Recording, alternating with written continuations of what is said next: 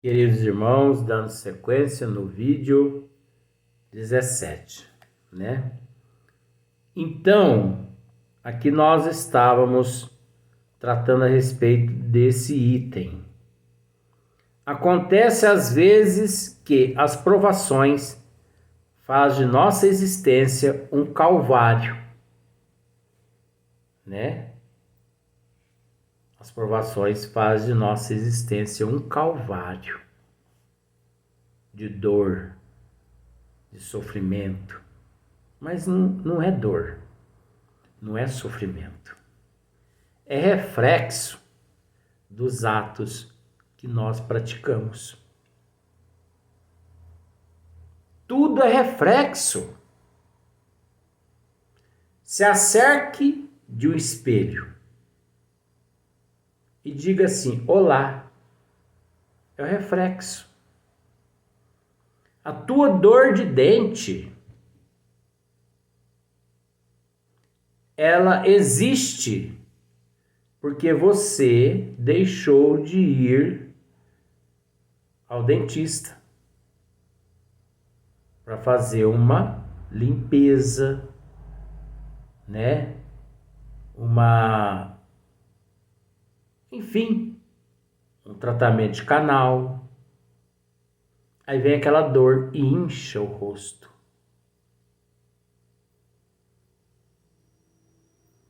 Não é verdade? E assim sucessivamente. Você está com uma cólica de rins. Tem um porquê. Você está com uma infecção urinária. Tem um porquê. E se você analisar, a resposta está dentro de você mesmo. A dor é o reflexo dos nossos atos, dos nossos maus atos. Então, acontece às vezes que as provações fazem de nossa existência um calvário. Mas esse calvário, com resignação, com paciência, com aceitação, com humildade, sabe? É um monte que nos aproxima dos mundos felizes, né? Esse calvário é um monte que nos aproxima dos mundos felizes. Se você, mediante a todas as intempéries, as dificuldades, mediante todos os conflitos, se você se mantém ali com resignação, com paciência, com humildade, né? Com aceitação, o que acontece? Você estilinga, como se diz o ditado, vaza desse mundo de provas e expiações mais rápido. O que eu quero dizer, queridos irmãos, é que existe espíritos que necessitam reencarnar milhares de vezes, vamos pensar assim, 1000 vezes no mundo de provas e expiações. Por quê? Por que ele reencarna muito? Porque a vida dele é reclamar. A vida dele é o desculpismo. Ele inventa isso, inventa aquilo, transfere para o ombro do outro o que é da responsabilidade dele.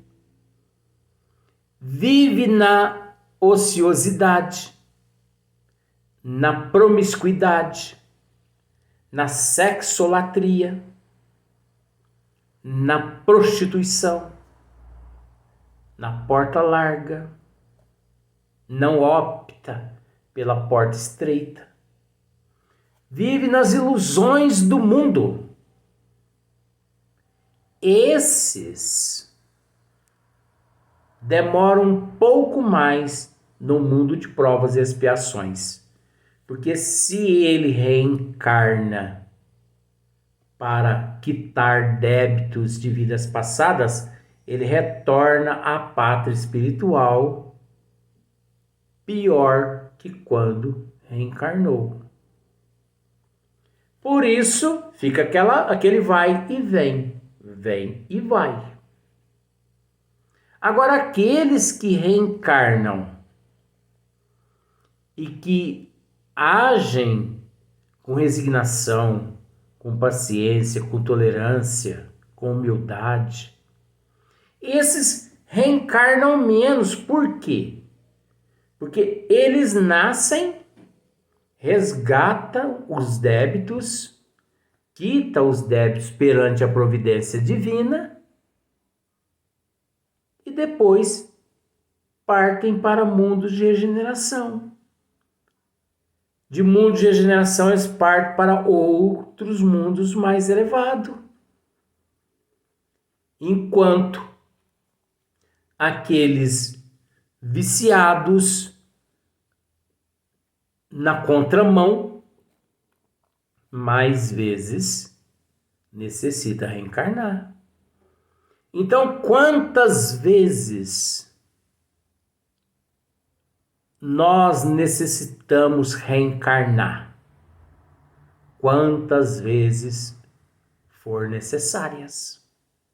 Responde os espíritos assim: quantas vezes for necessária.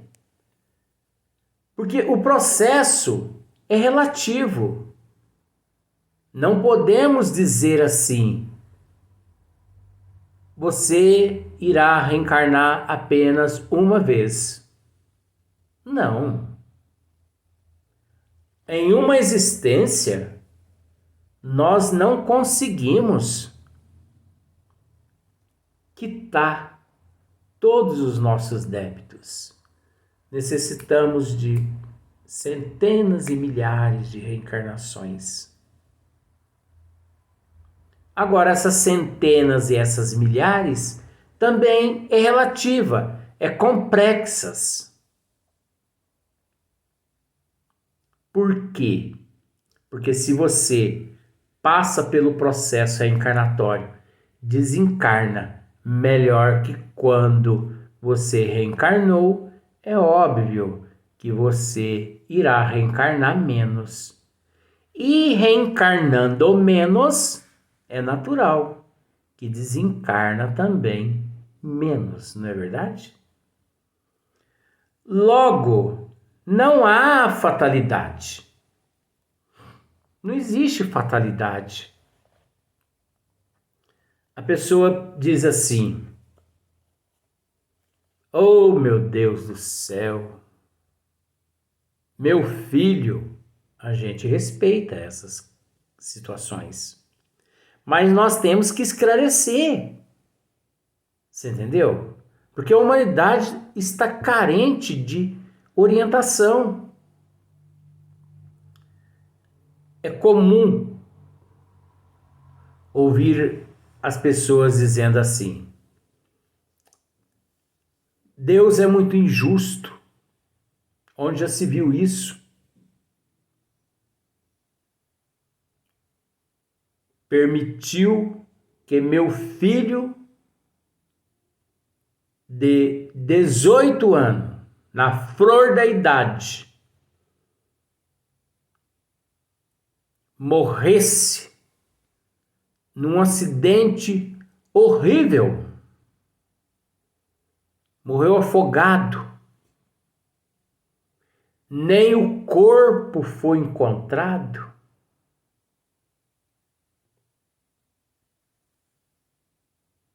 Outros, os corpos foram carbonizados. Outros morreram, vamos usar o termo morreu. Outros morreram através de um processo coletivo, resgate coletivo, Deus é muito injusto, porque tão jovem, tanto futuro pela frente, isso é uma santa ignorância. Quantas vezes eu já ouvi essa frase em alguns velórios?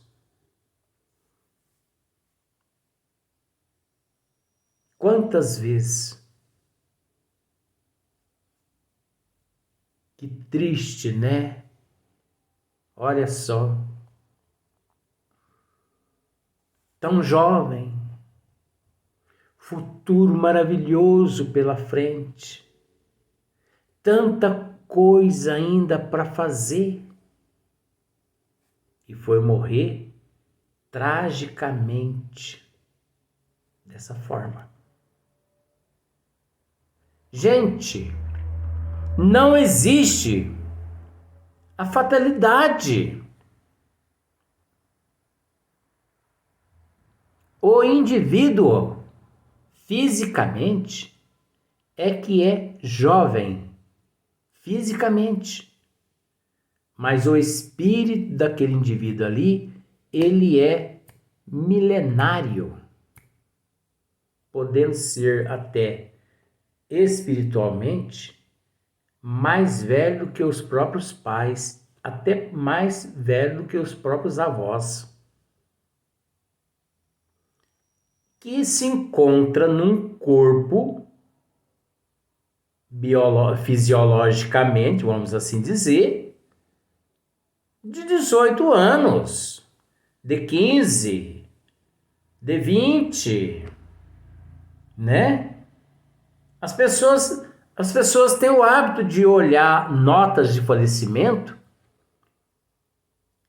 interessado em saber quem morreu e com quantos anos morreu e de que morreu. Olha que ignorância. As pessoas têm interesse nesses 3 itens. Quem morreu? De que morreu? E com quantos anos morreu? A pessoa não quer saber mais nada. Ou por acaso eu estou dizendo alguma besteira aqui? Aí, se a pessoa ali morreu, vamos usar esse termo, morreu, porque a morte não existe. Se a pessoa ali morreu num acidente, nossa, mas que fatalidade, meu Deus! Quantos anos mesmo? 28. Jesus amado, tão jovem. Que fatalidade! Ah, gente, pelo amor de Deus. Sabe? É óbvio que a doutrina a qual você nela milita, ela não vai te ensinar além do que ela te ensina. Por quê? Porque a intenção da maioria das doutrinas é manter o indivíduo preso no cabresto. Manter o indivíduo preso na ignorância do conhecimento das leis divinas. Mas aquele que busca a ciência espírita, o espiritismo, que é ciência, filosofia e religião, ele descobre a imortalidade da alma, ele descobre a pluralidade das existências, ele descobre a lei de causa e efeito, de ação e reação. Ele descobre que essa ciência, ela remonta às causas. ele descobre que nada acontece por um acaso. Ele descobre que aquele espírito jovem ali no corpo de um jovem é mais antigo do que o pico acho que é o pico do Himalaia, não sei, né? É mais velho do que a Terra, vamos assim simplificar. O estudioso dessa ciência descobre a importância e o porquê das desigualdades em todo sentido. Ele descobre o porquê que uns nascem, vamos dizer assim, simplificando, diferente uns dos outros. Porque são tantos os itens na desigualdade que é uma complexidade. Então, simplificando. Então, ele tem a mente aberta. Ele não tem medo, ele raciocina. Ele sabe por que está passando. Pelo menos, ele tem noção do porquê que ele está passando por aquele processo. Aquele que mergulha realmente, profundamente na ciência. Agora, aqueles que recorrem ao espiritismo apenas em busca de fenômenos, vamos dizer assim. Entendeu? Porque fenômeno não existe. Nem o maravilhoso existe. Existe o processo natural. Mas esses que ficam em busca de fenômenos, eles permanecem o tempo todo naquele estado de ignorância. Então, outras ciências não conseguem orientar os teus adeptos como a ciência espírita conhece e fornece orientação, principalmente aos adeptos do espiritismo, que são tidos como espíritas, né? Então, para você ver a importância, né? Então, logo, o indivíduo que tem conhecimento, ele sabe que não existe fatalidade. Tem muitas pessoas que dizem assim, houve um erro médico.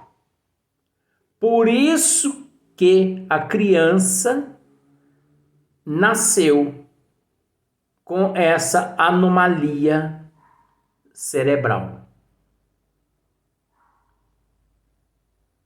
Por isso que a criança hoje passa por tratamento no coração, justamente por falha médica. Falta de oxigênio no cérebro, na massa encefálica, é que provocou essa lesão. Não, gente, não existe falha médica. Não existe falha médica. Aquilo ali que é tido como falha médica é providencial. Já se encontrava na programação reencarnatória do indivíduo. Já se encontrava.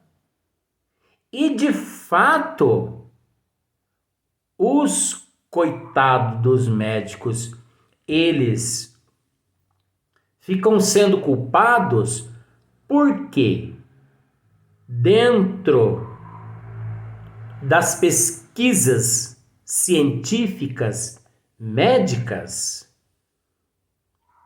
fora da luz da doutrina dos espíritos, comprova-se que realmente aqueles minutos que o médico demorou, né? Aquela bolsa que estourou, aquele líquido amniótico que a criança engoliu, cientificamente é comprovado que esse processo todo, o qual as crianças passam, cria-se essas anomalias no organismo físico. Mas todos esses processos, como se diz o ditado, já estava programado. Estava programado. Estava programado o médico demorar um pouquinho no parto. Estava programado ali uma certa confusão no momento do parto e o médico, enfim, para a fraqueza de compreensão aqui da Terra, estava programado para que as pessoas entendessem que realmente foi falha médica. Mas estava tudo programado já. A mulher entra em processo de parto e o médico demora 5 minutos.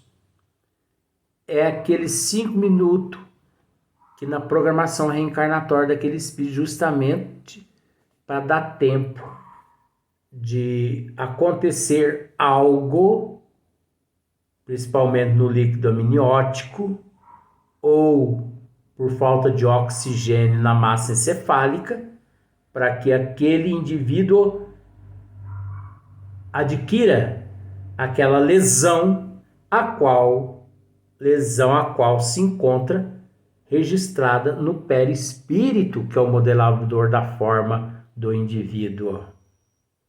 Então não existe fatalidade. Não existe erro médico. Como não existe bala perdida. Agora, quando fala assim, bala perdida, não é só a bala de revólver, não. Sabe? Bala perdida significa uma complexidade. Atravessar a rua, um carro vem, pá, arrebenta com o teu corpo físico. Isso é uma bala perdida. Você entendeu? Você está parado num semáforo. Vem um carro, pá, bate em você, mata você. Fatalidade. Nada de fatalidade. Você vai passando embaixo de uma marquise. A marquise cai e mata você. Você pega um avião, uma ponte aérea, o avião cai. Fatalidade. Nada de fatalidade. Então existe um número inimaginável de conceitos de bala perdida. Quando fala bala perdida, não é só bala de revólver, não. Você entendeu? É um acidente num semáforo, numa rua, uma marquise que cai. São tantas coisas que não há como enumerá-las, tanta coisa que existe. Você entendeu como é que é? Vamos para o próximo vídeo.